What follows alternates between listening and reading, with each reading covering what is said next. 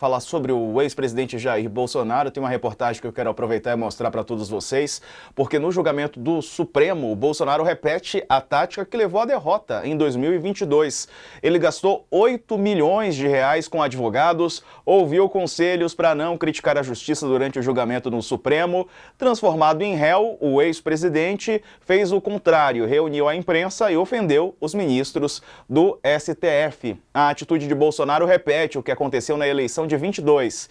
Seja na corrida eleitoral, também no julgamento no Supremo, existe uma bipolaridade entre os aliados que cercam o Bolsonaro. São duas alas divergentes fazendo pressão para ele adotar caminhos completamente opostos. A ala técnica, que é mais pragmática, sugere não melindrar a relação com os ministros, e tem a ala ideológica, que defende mobilizar a militância e enfrentar o STF. O lado mais técnico fala que Bolsonaro deu uma guinada na sua defesa quando contratou o advogado Celso Vilardi, considerado um dos principais criminalistas do país. Ele tem um currículo com atuações no Mensalão, defendeu o Delubo Soares, na Lava Jato defendeu a construtora Andrade Gutierrez. Ele recorre a um profissional desse gabarito e sinaliza adotar uma estratégia técnica. Vilardi também agregou à defesa de Bolsonaro, agregou o chamado trânsito. Ele tem ali uma relação, uma abertura no STF. Cabe ressaltar que Vilardi sempre vai sozinho ao Supremo. A escolha dele sugeria uma atitude comedida de Bolsonaro, porém não foi bem assim, né? A gente está vendo aí o ato do Rio de Janeiro e amanhã haverá o ato em São Paulo. Bolsonaro assistiu ao segundo dia do julgamento no gabinete de Flávio Bolsonaro, o filho dele, senador. O ex-presidente desceu para falar com a imprensa acompanhado de outro defensor, o advogado Paulo Cunha Bueno, que não é refratário ao espírito combativo e agressivo de Bolsonaro, ficou imediatamente atrás do cliente. Junto dos dois estavam parlamentares daqueles mais radicais. Cunha Bueno assistiu sem falar nada, sem se mexer, inerte, ao ex-presidente no modo cercadinho, falando tudo que gostaria de falar, né? Moraes foi o maior alvo nesse dia. O ministro é acusado de comandar o que os bolsonaristas chamam de ditadura de toga. Foi esse o discurso que Bolsonaro repetiu, algo parecido com o que ele fez nas eleições de 22. Brando, bom, dos dois lados, de qualquer maneira, ele está no banco dos réus, né, e vai ser julgado pela primeira turma do Supremo, e amanhã tem esse ato em São Paulo, né, a ver o que acontece. Diego, Bolsonaro tem a confrontação no seu DNA, né? Eu escrevi um texto já logo nos primeiros meses do governo Bolsonaro, foi publicado, em que eu dizia que Bolsonaro queria superar o presidencialismo de coalizão e estabelecer o presidencialismo de confrontação. Bolsonaro confrontou o que ele chamava de velha política, Bolsonaro confrontou a ciência, os jornalistas, os intelectuais, a universidade pública, né? E Bolsonaro confrontou as instituições, confrontou a Justiça, o Supremo Tribunal Federal. E aí a gente tem uma dualidade, e essa dualidade você tem a deterioração das condições políticas, porque embora Bolsonaro tenha capital político, isso é inegável, ele não ganhou, ele perdeu. Ele foi o primeiro presidente que, desde que a reeleição foi aprovada no Brasil, não foi reeleito, né? Fernando Henrique foi reeleito, Lula foi reeleito, Dilma foi reeleita, não terminou o segundo mandato, mas foi reeleita, e Bolsonaro, com a máquina na mão, era o incumbente, ele foi derrotado. E, na sequência, tornou-se inelegível por conta de uma reunião que fez com representações estrangeiras, atacando a justiça eleitoral, a urna, no limite, atacando a própria democracia, dizendo que o resultado único esperado era a vitória dele, senão seria uma fraude e ele não aceitaria. Fora isso, ele vem agora tornar-se réu, tornou-se réu.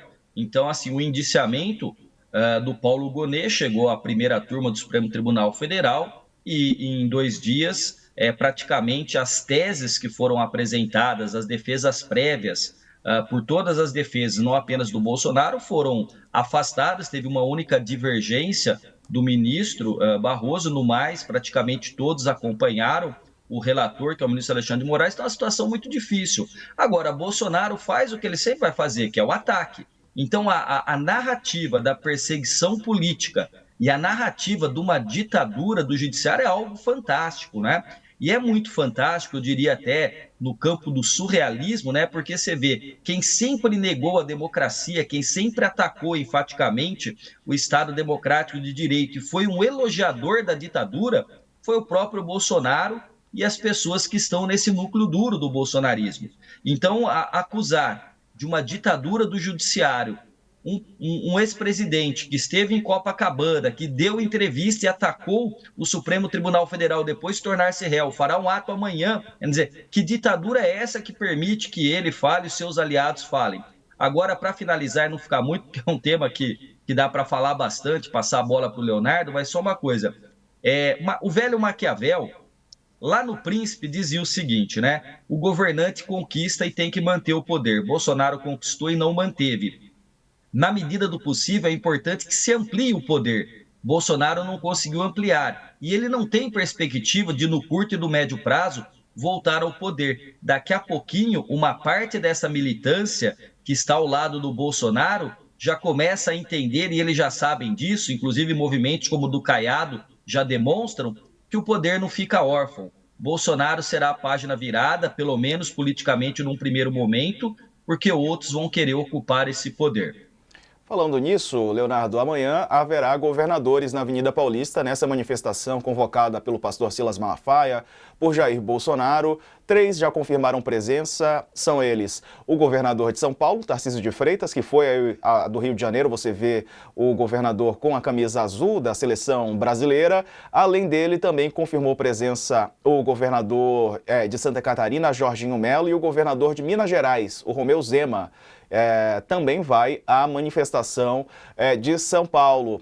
Ratinho Júnior, ontem, sexta-feira, foi visitado por Jair Bolsonaro. Depois de um período eleitoral bem conturbado, em que o candidato do PL foi vice na chapa apoiada pelo governador do Paraná e não recebeu o apoio de Jair Bolsonaro, ele preferiu apoiar uma outra candidata, Cristina Grêmio, do PMN, ou seja, uma espécie de traição.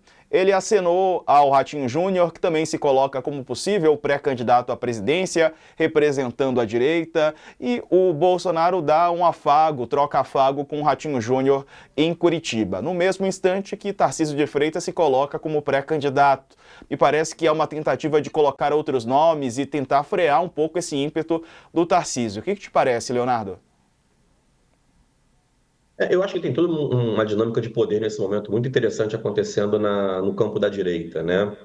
Você tem uma situação na qual, obviamente, a personalidade mais proeminente, que é o Bolsonaro, afinal a gente não fala bolsonaristas de bolsonarismo de maneira geral, né? Na maneira à toa, ele está numa situação bastante dramática, ele está, como já falamos anteriormente, foi aceito como réu. Existe uma quantidade de provas relativamente sólidas, ou pelo menos abundantes em relação ao seu processo, e esse é um dos processos, tem outros processos ainda que lidam com a sua situação, então, se não preso, inelegível, pelo menos aparentemente ele vai ficar.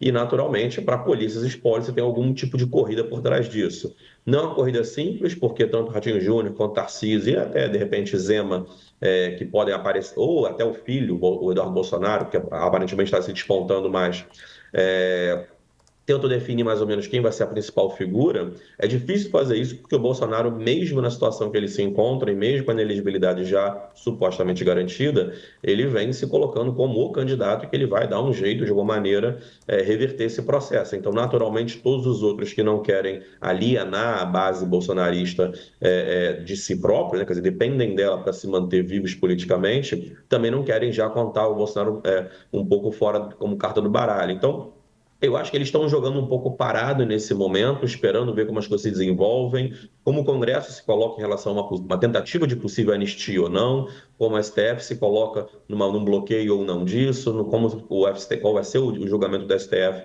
se o Bolsonaro vai ser condenado à prisão ou não. Então, está um pouco todo mundo parado nesse momento.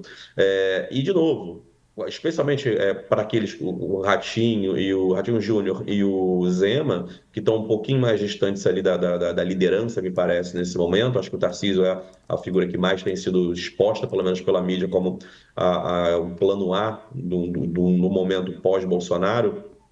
eles mais ou menos estão tentando capitalizar ali um pouco do apoio do Bolsonaro. Então, o Bolsonaro vai até Curitiba, justamente para tentar afagar um pouco o Ratinho Júnior, trazer para o seu partido para ficar dentro da sua esfera de influência.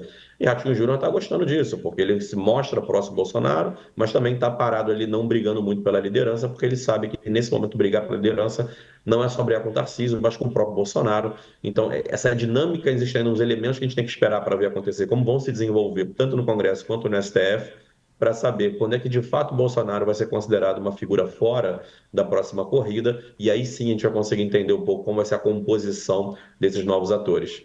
Perfeito. Assim,